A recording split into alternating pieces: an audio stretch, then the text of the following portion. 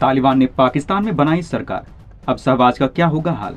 तालिबान ने अफगानिस्तान वाला खेल पाकिस्तान में भी किया शुरू, अब जल्द ही पाकिस्तान भी बनेगा अफगानिस्तान। पाकिस्तान को छोड़ अब ड्रैगन ने तालिबान का दिया साथ, पाकिस्तान को लगा बड़ा झटका। अब पाकिस्तान की जमीन पर होगा अफगानिस्तान का कब्जा। अमेरिका ने तालिबान को अफगानिस्तान की सत्ता देकर पाकिस्तान की खोदी कब्र। पाकिस्तान की आई सामत, क्या भारत में भी बनाएगा तालिबान अपनी सरकार। भारत ने दिया मुंहतोड़ जवाब। कुछ देशों में आर्थिक हालातों में सुधार नहीं हो रहा है और असलियत में और भी बदतर हो रहा है। पाकिस्तान इन्हीं देशों में से एक है। वहाँ की अर्थव्यवस्था इतनी खराब है कि रोजमर्रा की चीजों के दाम तेजी से बढ़ रहे हैं और पाकिस्तान लगातार अलग अलग देशों से पैसा उधार ले रहा है। पाकिस्तान अपनी गरीबी के लिए पूरी दुनिया में सामने मजाक बनकर रह गया है। ऐसे में अब एक बड़ी खबर आ रही है कि पाकिस्तान में तालिबान अपनी सरकार बनाने वाला है। जी हाँ, जैसे 2021 में तालिबान ने अफगानिस्तान पर कब्जा कर लिया, जिसके बाद से पाकिस्तान के लिए हालात और खराब कर दिए। अब अफगानिस्तान जैसे हालात पाकिस्तान में भी बनने जा रहा है। आइए जानते हैं आखिर पूरा मामला क्या है। दोस्तों, आतंकवादी समूह तहरीक तालिबान पाकिस्तान ने पाकिस्तान में बहुत परेशानी पैदा की है और वे पूरे देश को मलबे में बदलने की योजना बना रहे हैं। उन्होंने पाकिस्तान के खिलाफ युद्ध की घोषणा कर दी है और उन्होंने ये भी घोषणा कर दी है कि वे एक नई सरकार बना रहे हैं। इससे साफ है कि टीटीपी पाकिस्तान के हालात अफगानिस्तान से भी बदतर करने पर उतारू है। टीटीपी ने पहले ही पाकिस्तान के कई हिस्से में अपनी मजबूत पैठ बना ली है। तहरीक तालिबान के हमले की आशंका को देखते हुए पाकिस्तान हाई अलर्ट पर है। पूरे शहर में सैनिकों को तैनात किया गया है और पुलिस, रेंजर्स और सेना जांच कर रही है। इससे वहां रहने वाले लोगों को काफी परेशानी हो रही है। दरअसल तालिबान और पाकिस्तानी सरकार के बीच 15 साल पुराना युद्ध विराम आखिरकार खत्म हो गया और तालिबान ने अपने विद्रोह को अंतिम लेवल तक ले जाने का फैसला किया है। इसी के सिलसिले में दिसंबर में तालिबान ने पाकिस्तान में कोहराम मचाया था और कई लोगों को मौत की घाट उतारा था और तालिबान के हमले में बड़ी संख्या में पाकिस्तानी सेना के जवान भी मारे गए थे। अब कहा जा रहा है कि तालिबान अफगानिस्तान की तरह ही पाकिस्तान में भी सरकार बनाने जा रहा है। दोस्तों, जानते हैं कि आखिर तालिबान और पाकिस्तान के रिश्ते खराब क्यों हुए। तो दोस्तों, पाकिस्तान और तालिबान के बीच लंबे समय से विवाद है, जिसके कारण तनाव बढ़ गया है। अफगानिस्तान से लगी सीमा के पास पाकिस्तानी सैन्य ठिकाने के बारे में अफगान चिंताएं केवल समस्या को बढ़ा रही है।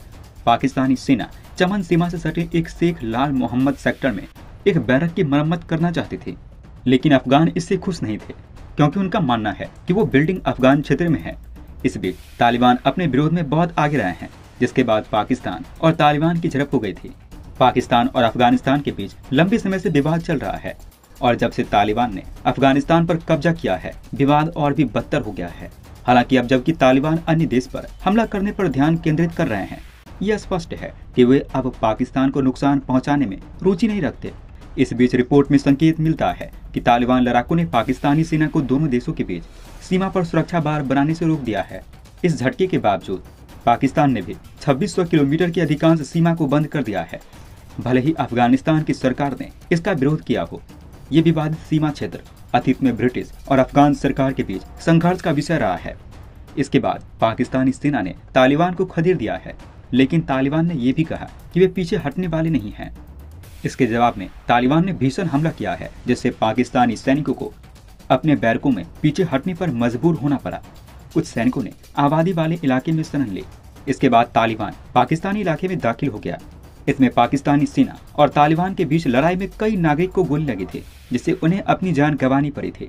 पाकिस्तान और तालिबान के बीच सीमा विवाद अभी भी अनसुलझा है। दरअसल तालिबान ने पाकिस्तान और अफगानिस्तान के बीच अंग्रेजों के द्वारा स्थापित सीमा को हमेशा खारिज किया है। डुरंड रेखा के नाम से जानी जाने वाली ये सीमा तालिबान की सहमति के बिना बनाई गई थी। अफगानिस्तान और पाकिस्तान की सीमा पर बड़ी संख्या में आदिवासी रहते हैं। वे खुद को अफगानिस्तान का नागरिक बताते हैं। पाकिस्तान नहीं, तालिबान इन क्षेत्रों में बहुत अधिक शक्ति रखता है और उनका दावा है कि पाकिस्तान के अधिकांश बलूचिस्तान और खैबर पख्तूनख्वा प्रांत अफगानिस्तान के हैं। इसलिए पाकिस्तान को इन इलाकों को वापस अफगानिस्तान को सौंप देना चाहिए।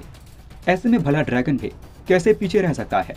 चीन भी अब जहां उसका फायदा दिखाता है वहां का हो जाता है, इसलिए अब वो तालिबान को भी फुल सपोर्ट दे रहा है। तालिबान के द्वारा काबुल पर कब्जा करने के बाद अंतर्राष्ट्रीय समुदाय ने अपने हितों को बेहतर ढंग से पूरा करने के लिए अपने संबंधों को बनाना शुरू कर दिया है। कई देश तालिबान के साथ अपने लाभ के लिए काम कर रहे हैं और कुछ समय से समर्थन दे रहे हैं, लेकिन तालिबान अभी भी ज्यादा देशों के द्वारा एक आतंकवादी संगठन के रूप में बना हुआ है। लेकिन चीन एकमात्र प्रमुख देश है जो अब इस समूह को फाइनेंशियल मदद दे रहा है। अफगानिस्तान के विकास को बेहतर बनाने में मदद करने के लिए चीन तालिबान को उधार धन मुहैया कराने के लिए तैयार है। ये इस क्षेत्र के अन्य देशों के द्वारा अपनाए गए नकारात्मक दृष्टिकोण के विपरीत है। चीन ने कहा कि वो हालिया युद्ध संकट के बाद सकारात्मक तरीके से अफगानिस्तान की मदद करना चाहता है। अफगानिस्तान में प्रभाव की चीन की इच्छा बहुत बड़ी है। तालिबान शासन के तहत अब अफगानिस्तान में चीन की कई महत्वाकांक्षी परियोजनाओं को आगे बढ़ाया जा रहा है। इससे बड़ी दिलचस्पी ये है कि चीन पाकिस्तान आर्थिक गलियारा अफगानिस्तान के उत्तरी भाग के बहुत करीब है। दूसरा, अफगानिस्तान के रास्ते में चीन के पास एक बड़ा क्षेत्र उनके नियंत्रण में होगा, जो ईरान को एक सीधा गलियारा प्रदान करेगा। इसके साथ ही चीन अफगानिस्तान में मौजूद बेशकीमती संसाधनों को भी देख रहा है कि चीन के महत्वाकांक्षी योजना जैसे रोड एंड बेल्ट इनिशिएटिव और चीन पाकिस्तान आर्थिक गलियारे को अफगान बलों के समर्थन की आवश्यकता है। तालिबान के हाल ही में चीन तक पहुंच के बावजूद कई कारण हैं कि बीजिंग समूह को पूरी तरीके से गले लगाने में हिचकिचा सकता है। शुरुआत के लिए तालिबान के साथ चीन के संबंध अभी भी अपने प्रारंभिक चरण में है और ये याद रखना महत्वपूर्ण है। बल्कि ये अन्य मुस्लिम समूहों को भी संदेश देता है कि चीन अलग अलग मान्यताओं को बर्दाश्त नहीं करेगा।